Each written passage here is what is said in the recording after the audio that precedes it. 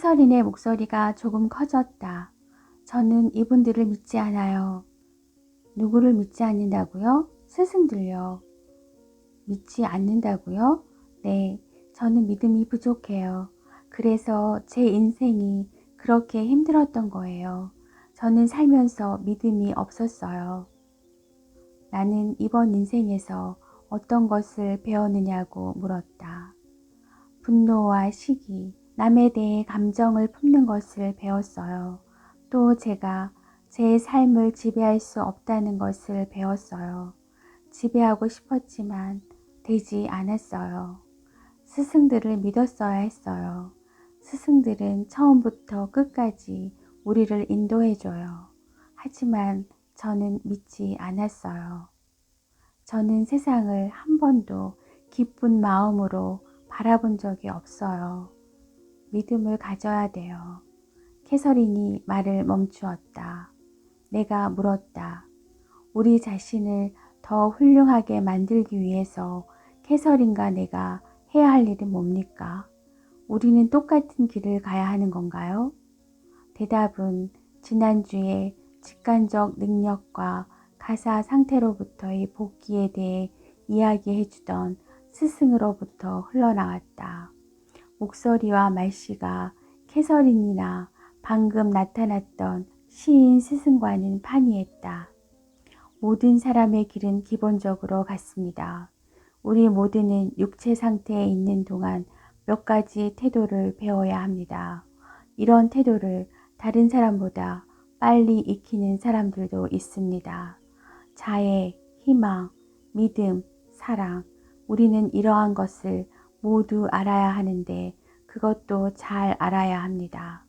하나의 희망, 하나의 믿음, 하나의 사랑을 말하는 것이 아닙니다. 또 다른 수많은 것이 그 안에서 자라고 있는 그러한 것들을 말하는 것입니다. 그것들을 나타낼 수 있는 길은 매우 많습니다. 우리는 그 각각의 것에 대해 아주 작은 부분만을 알고 있습니다. 종교적인 질서 속에 사는 사람들은 이러한 자애와 순종의 서약을 했기 때문에 다른 사람들보다 더 가까이 와 있습니다. 그들은 아무런 대가도 없이 많은 것을 포기했습니다. 그 밖의 사람들은 대가를 요구하고 자신이 한 행동의 정당성을 주장합니다. 대가는 그들이 바라는 그러한 대가는 없는데도 말입니다. 대가는 행위 속에 그것도 아무것도 바라지 않는 이기심 없는 행위 속에 이미 들어있는 것입니다. 저는 그것을 배우지 못했어요. 캐서린이 부드러운 목소리로 속삭였다. 나는 잠시 자애, 체러티라는 말에 혼동을 느꼈지만 곧 그 말이 어원적으로 단순한 성적 금욕과는 전혀 다른 순결, 퓨어를 의미한다는 사실을 깨달았다. 캐서린이 말을 이었다. 탐닉하면 안 돼요. 어떤 것도 지나치게 과도하게 하면 안 돼요. 박사님은 아시게 될 거예요. 박사님은 이미 알고 계세요. 나는 캐서린에게 초점을 맞추기로 했다. 스승들이 아직 떠나지 않았을 것 같았다. 캐서린이 공포와 불안을 떨쳐내는데 제가 최선으로 도울 수 있는 길은 무엇입니까? 제가 어떻게 하면 캐서린이 가르침을 얻는데 도움이 되겠습니까? 지금 이 방법이 최선입니까? 아니면 더 좋은 방법이 있습니까? 그것도 아니면 어떤 다른 영역으로 파고 들어가야 합니까? 어떻게 하면 캐서린을 최선으로 도울 수가 있습니까? 대답은 시인 스승의 깊은 목소리로 올려나왔다. 나는 의자에 앉은 채 몸을 앞으로 기울였다.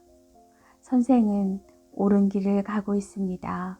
그러나 이것은 선생을 위한 것입니다. 캐서린을 위한 것이 아닙니다. 다시 한번 이것이 캐서린을 위해서보다는 나에게 도움을 주기 위한 것이라는 이야기였다. 저를 위해서라고요? 그렇습니다. 우리가 전하는 말들은 모두 선생을 위한 것입니다. 분명히 캐서린을 3인칭으로 지칭했을 뿐만 아니라 우리라고까지 했다. 그것은 곧 다른 스승들이 함께 있다는 말이었다. 이름을 여쭤도 되겠습니까? 나는 이렇게 물었는데 곧 그 질문이 현세에서나 해당하는 것임을 깨닫고는 아차 싶었다. 내가 계속 물었다. 저는 길잡이가 필요합니다. 저는 알아야 할 것이 너무나 많습니다. 이어진 대답은 나의 삶과 죽음에 대한 사랑의 시였다. 목소리는 자상하고 부드러웠으며 나는 우주적인 영혼의 초연한 사랑을 느꼈다. 나는 경외 속에 귀를 기울였다. 때가 되면 안내자가 나타납니다. 때가 되면 안내자가 나타날 것입니다. 선생이 세상에 온 목적이 이루어지게 되면 선생의 삶은 끝납니다. 목적을 이루기 전에는 죽지 않습니다. 선생에게는 긴 세월이 남아 있습니다. 긴 세월이. 나는 불안감과 안도감이 뒤범벅되어 느껴졌다. 그 스승이 더 자세한 이야기를 하지 않은 것이 다행스러웠다. 나는 그 경이로운 메시지를 지극히 영적인 세계에서 나와 관련해 들려오는 메시지를 곰곰이 되씹어 보았다.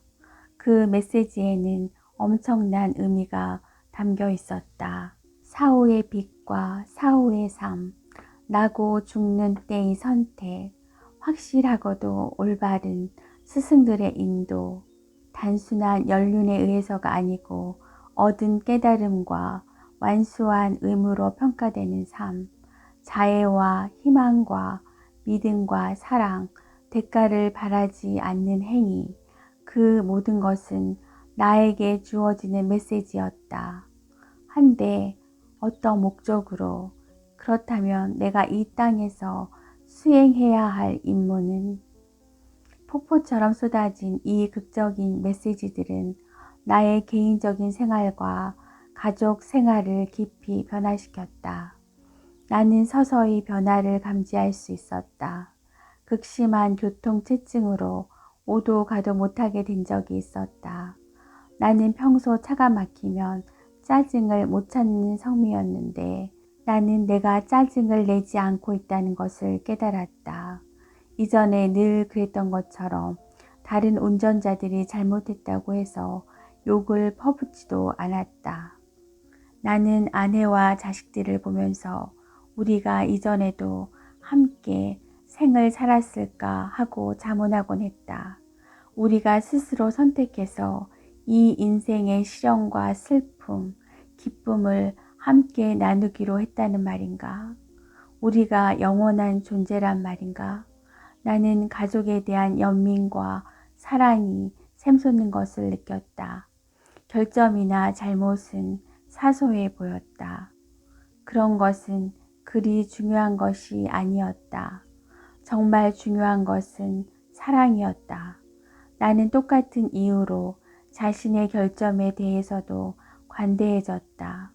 완벽해지려고 노력할 필요도 없었고 항상 자신을 제어하려고 애쓸 필요도 없었다. 남에게 무엇을 강권할 필요도 전혀 없었다. 일주일 뒤에 캐서린이 다시 진찰실을 찾아왔을 때 나는 지난주에 놀라운 대화가 담긴 테이프를 준비해 놓고 있었다. 결국 캐서린은 나에게 전생의 기억에 덧붙여 천상의 시까지 들려주고 있는 셈이었다. 나는 기억은 안 나겠지만 캐서린이 분명히 사후의 영적인 세계에서 들려오는 메시지를 내게 전해주었다고 하면서 녹음한 것을 들어보자고 했다. 캐서린은 별로 내켜하지 않았다.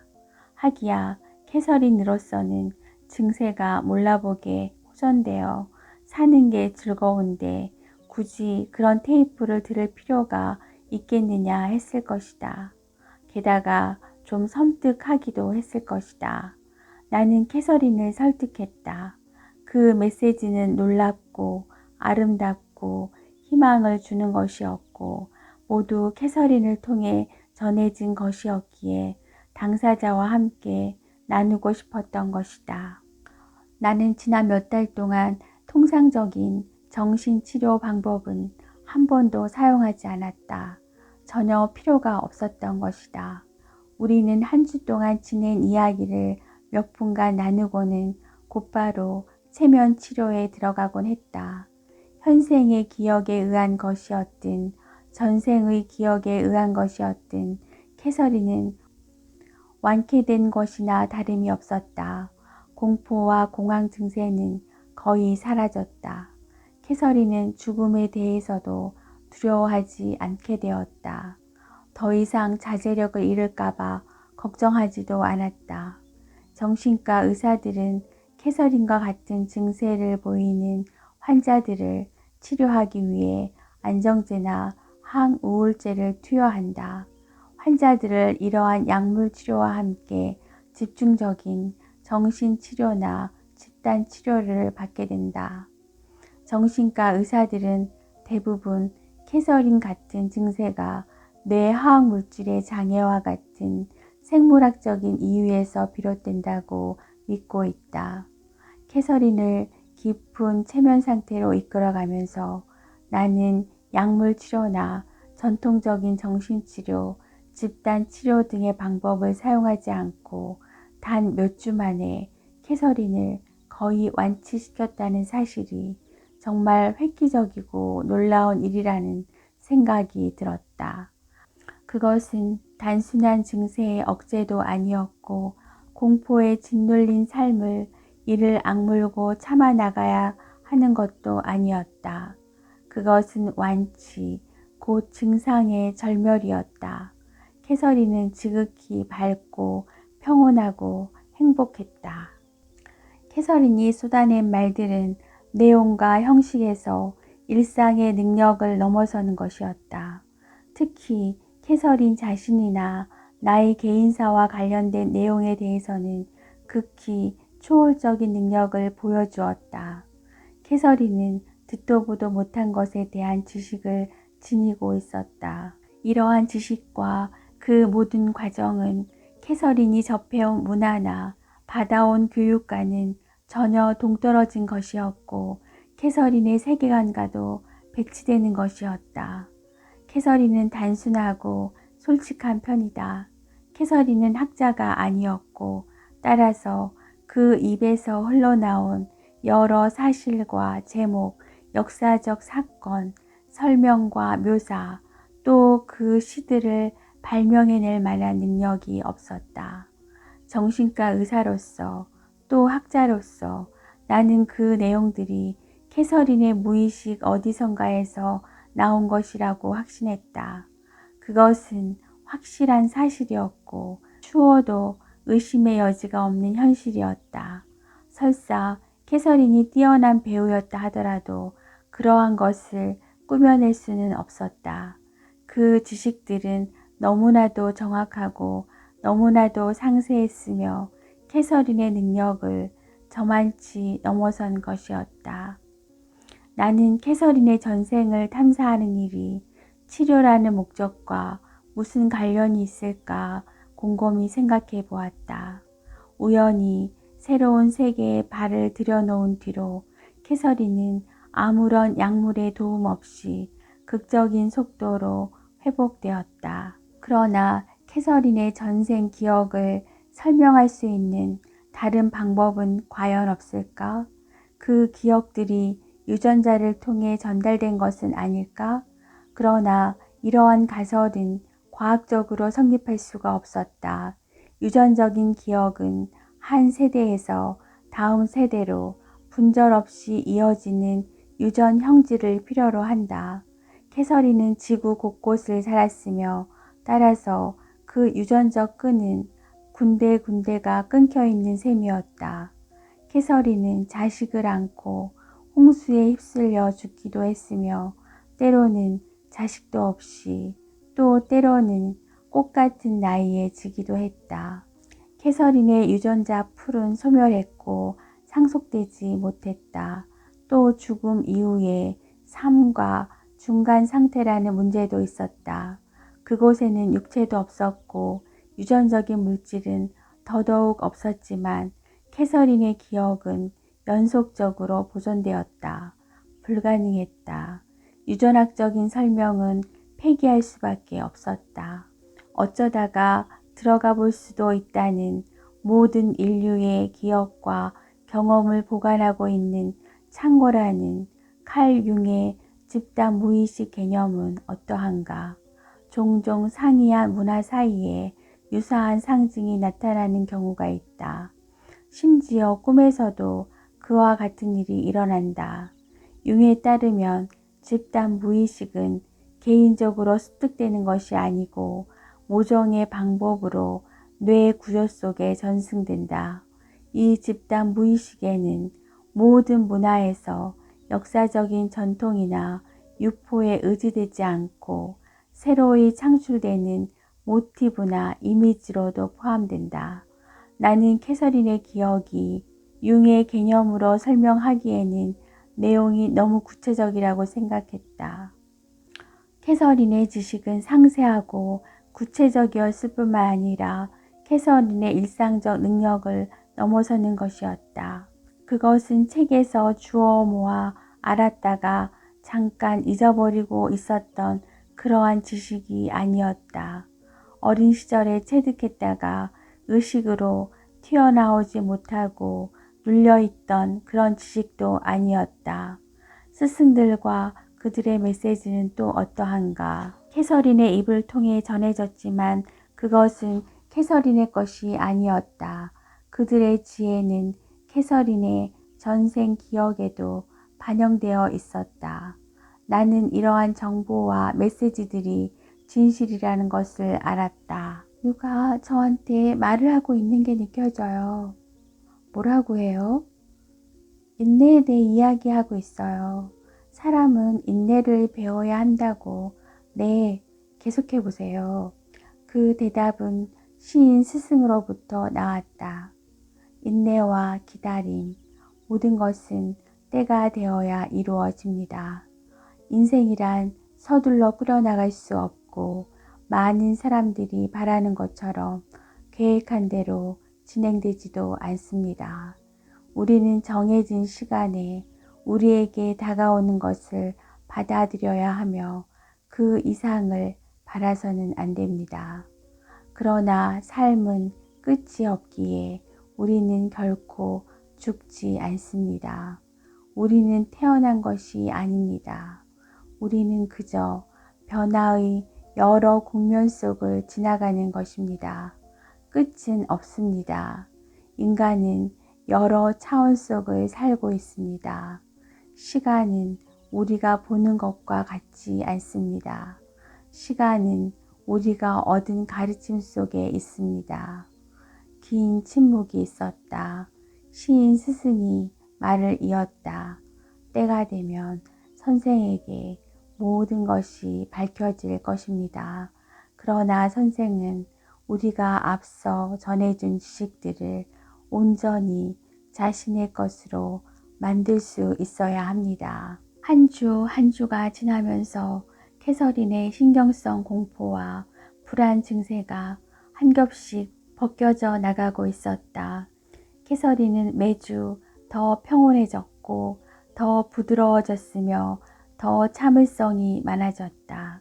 캐서린은 전보다 더욱 확신에 찼고 사람들은 캐서린에게 끌려 들어갔다. 캐서린은 사람들에게 더 많은 사랑을 느꼈고 사람들은 캐서린에게 그 사랑을 돌려주었다. 캐서린은 참된 인격의 다이아몬드가 찬란히 빛났으며 모두가 그 빛을 볼 수 있었다. 캐서린의 기억은 수백만 년 전까지 미치는 것이었다. 캐서린이 최면 상태에 들어갈 때마다 나는 어디에서 전생의 실마리가 솟아오를지 전혀 예측할 수 없었다. 캐서린은 선사시대의 동굴에서부터 고대 이집트와 현대에 이르기까지 모든 시대에 있었다. 그리고 캐서린의 모든 삶에는 시간 너머 어딘가에서 사랑의 눈길로 내려다보는 영혼들이 있었다. 몇 분이 흘렀다. 갑자기 캐서린의 입에서 껄껄한 목소리가 울려 나왔다. 시인 스승이 아닌 처음 나타났던 스승이 말을 하고 있었다. 선생이 이러한 것이 육체 상태의 사람들에게 적절한 치료법이라고 생각한 것은 옳았습니다. 선생은 사람들 마음속에 공포와 뿌리를 뽑아야 합니다. 공포의 존재는 에너지의 낭비를 가져옵니다. 공포는 우리가 이루어야 할 과업에서 우리를 분리시킵니다. 자신을 둘러싸고 있는 상황 속에서 실마리를 찾으십시오. 깊은 단계까지, 매우 깊은 단계까지, 더 이상 육체를 느끼지 않는 단계까지 들어가야 합니다. 그러면 본질에 도달할 수 있습니다. 표면만 보았을 때 온갖 문제가 시작됩니다. 그들의 영혼 깊숙한 곳, 사고가 창조되는 바로 그것이 선생이 이르러야 할 곳입니다. 에너지, 모든 것은 에너지입니다. 너무 많이 낭비되고 있습니다. 산의 안쪽에 있으면 조용합니다. 산의 한가운데 들어가 있으면 고요합니다. 그러나 바깥쪽은 온갖 문제가 쌓여 있는 곳입니다. 인간들은 바깥쪽만 보지만 선생은 더 깊이 들어갈 수 있습니다. 화산을 보려고 안으로 깊이 들어가야 합니다. 육체 상태에 있는 것은 비정상입니다. 영혼 상태에 있는 것, 그것이 자연스러운 것입니다. 육체 상태로 들어오는 것은 전혀 모르는 낯선 곳으로 뛰어드는 것과 같습니다. 시간이 더 걸리게 됩니다. 영혼 세계에서는 그저 기다리고 있으면 새롭게 됩니다. 영혼이 새로워지는 상태가 존재합니다. 그것은 다른 차원들과 똑같이 존재하며 선생은 이미 그 상태에 거의 이르렀습니다. 나는 마지막 말에 깜짝 놀랐다. 내가 어떻게 해서 새로워지는 상태에 이를 수가 있었단 말인가. 제가 거의 이르렀다고 하셨습니까? 그렇습니다. 선생은 다른 사람들보다 훨씬 많은 것을 알고 있습니다. 선생은 이전보다 훨씬 많은 것을 이해하고 있습니다. 그 지식을 가지고 참을성 있게 기다리십시오. 사람들은 선생이 가진 것을 갖고 있지 못합니다. 공포를 물리쳐야 합니다. 그것이 선생이 가진 가장 위대한 무기가 될 것입니다. 스승이 침묵했다. 나는 이 놀라운 메시지의 의미에 대해 깊이 생각하기 시작했다. 나는 내가 캐서린의 공포를 성공적으로 제거해 주었다는 것은 알고 있었지만 이 메시지는 범세계적인 의미를 지니고 있었다. 그것은 단순히 체면이 치료 도구로서 효과적이라는 사실을 확인해주는 이야기만은 아니었다. 나는 화산 깊은 곳에 자리 잡고 있는 것이 죽음의 공포라고 믿었다.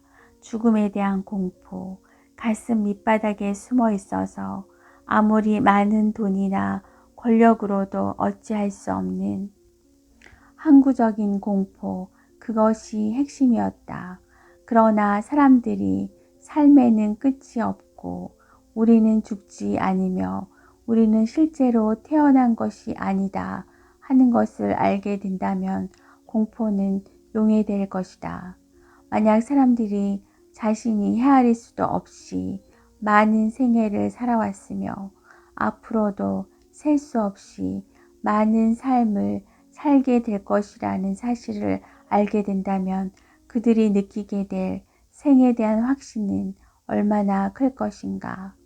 만약 사람들이 자신의 육체에 머물러 있을 때나 죽은 뒤의 영적 상태에서나 영혼들이 주위에 머물며 자신을 돕고 있으며 사랑했던 사람들의 영혼이 포함된 그 영혼의 무리에 자신도 함께하게 된다는 사실을 알게 된다면 그들이 받게 될 위로는 얼마나 클 것인가. 만일 사람들이 수호 천사들이 실제로 존재한다는 것을 알게 된다면 그들이 느끼게 될 안온함은 얼마나 클 것인가. 만약 사람들이 폭력과 불의가 결코 묵과되지 않으며 결국 또 다른 생애에서 응분의 대가를 받는다는 사실을 알게 된다면 얼마나 많은 분노와 복수심이 사그라지게 될 것인가. 또한 만일 우리가 지식을 통해 신에게 다가간다는 것이 진실이라면 물질적인 소유나 권력이 더 이상 무슨 쓸모가 있단 말인가.